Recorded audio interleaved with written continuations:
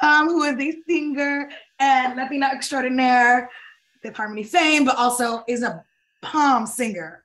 And so I'm excited to have y'all here. Lauren Jauregui is like the actual Girls Five Eva, original. She's like the real life Girls Five Eva. But Lauren, you're still too young. You have to wait until you're like my age before you can live your Girls Five Eva life. I got you. I'll wait it out. Oh, you'll wait it out. Okay, good. Lauren, we would love to hear from you. Yeah, what was your first? I mean, you are younger, but we still, that's what it's about. That's what it's about.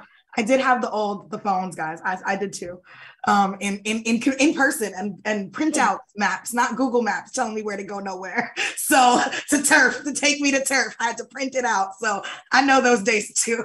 But yeah, Lauren, we would love to hear from you. And I just got to say, both of you are from also important states. Busy, you're from Arizona. Lauren from Florida. So there's a lot going down. Yes. Oh Lord. Yes, ma'am. Yeah. So Lauren, tell us about your earliest moment. Yeah. So, I mean, I started voting, I think when I really got motivated and mobilized to be involved in politics was around the time that Trump was being even remotely anywhere near a presidential office. And I was extremely alarmed. I was like 18 years old at the time when he started campaigning, and I just was super moved. It was my first time voting. That was the first election that I voted in. And I was first of all, I had left school when I was like 16. And even with school, like you don't really ever learn like how to vote or the whole process of that. So there was a lot of, in the preliminary round of stuff, like I wanted to vote for Bernie, but I couldn't because I was registered as it was like the third option where like you don't really know like which one you want to be a part of, you just want to vote for whoever. And I learned that year that you have to either register with Republican or Democratic to be able to vote in the preliminary. And so even just through that process, I was like, damn, I don't know anything about this. And then I was like, okay, well, at least I can have my voice heard in this kind of respect where I can be involved. So I was involved with the Women's March, like when that happened. And I read some poetry. Like I've done like engagements with voting, but more so I kind of focus on like grassroots and like making sure people get what they need. Because I understand people's apathy towards politics at this point. Like I genuinely do.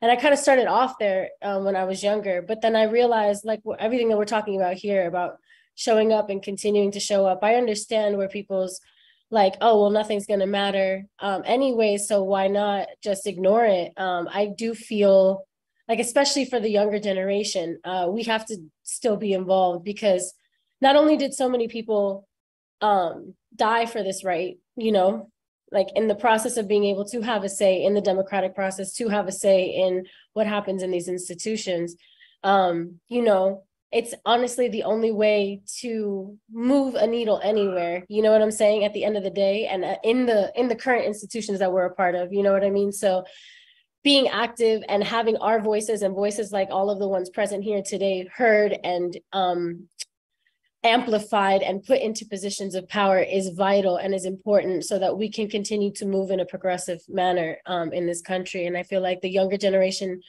needs to understand that if there's anything that we grab from that. I know that I understand why people kind of move away from, especially in this age of like, you know, attention span is like kind of all over the place and people aren't really sure that their voice matters in this kind of, with this kind of impact. I feel like, you know, at that time in my life, I was really motivated to do something about it. And so, and guess what? Trump still won. So, you know, it was one of those things where you, like Busy was saying, we have to just kind of keep showing up in order to make sure that our voices are heard. Because if we continue to dwindle in numbers, you know, those who do have consciences, those who do want to see progressive human rights come into fruition in the United States, those who want to make sure that our queer siblings and our, you know, Black and brown indigenous folks are taken seriously and whose voices are taken seriously and their experiences are taken seriously. We have to fight for them and we have to be present for them and we have to show up for them, especially as, you know,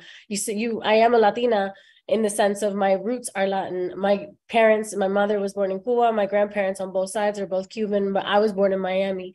And I'm American in that sense. And therefore, and I really do feel a strong pull of making sure that we are all represented and our voices are heard. And at that time, I realized that the amount of privilege that I had in the way that I looked, and therefore can advocate and speak and be able to be a part of and lend my voice to these kinds of causes and situations. So thank you. So that was, I mean, thank you. Very powerful to hear all of y'all stories. So